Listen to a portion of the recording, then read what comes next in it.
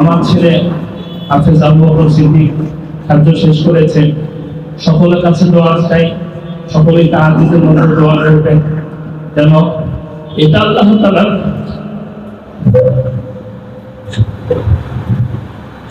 এটা যেন নাজাতের জরিয়া হয়ে যায়।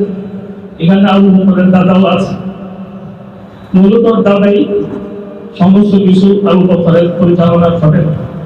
আর আমার তো আমার বাবা কষ্ট করে হাফেজ বানিয়েছে। আজ থেকে সেই 20 বছর আগে 2003 সালে আমিও এই 20 খ্রিস্টান ছিল আল্লাহ আমার উস্তাদকে শুনেছি।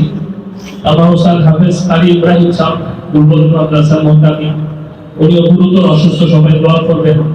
যেভাবে আপনাদের উস্তাদ হযরত মাওলানা আব্দুর রহমান সাহেব, এভাবে প্রত্যেকের উস্তাদের জন্য দোয়া করবেন, মা বাবার জন্য দোয়া করবেন, যারা আমাদেরকে হাফেজ হওয়ার পিছনে মেহনত করতেছে, শ্রম দিতেছে, আল্লাহ তাআলা তাদেরকে জাযায়ে খায়র দান করে, মাদ্রাসাগুলো যেন আল্লাহ তাআলা কবুল করেন। এই জন্য সবাই দোয়া করবেন। এই যে আরেক হাফেজ হলো, হাফেজ জায়েদ, এভাবে যারা হয়েছে হবে, প্রত্যেকের জন্য দোয়া করবেন যেন আল্লাহ তাআলা মুখলেস বান্দা হিসাবে কবুল করেন। এবং বিশেষ করে আবু বকরের দাদি আজকের খবরে আছে, যখন হাজু শুরু করেছিল তখন ছিল, এখন নেই। এইভাবে তার উসিলা করে যেন আল্লাহ তাআলা সকল কবরবাসীর আযাবকে মাফ করে। এই মুহূর্তে আসলে উনি যখন বলতেছিলেন, কান্না করতেছিলেন, আসলে হাফিজের বাবা হওয়ার যে একটা অনুভূতি, এটা ভাষা বলার মতো নয়। তবে যেন এই সফলতা যেন ধরে রাখতে পারি, যে কালকা আমাদের ময়দানে যেন আল্লাহ তাআলা যেন যখন এরকম ভাবে সূর্যের আল্লাহর আরশের ছায়ার উপরে কোনো ছায়া থাকবে না, ওই মুহূর্তে যেন ছায়া নিচে থাকতে পারি।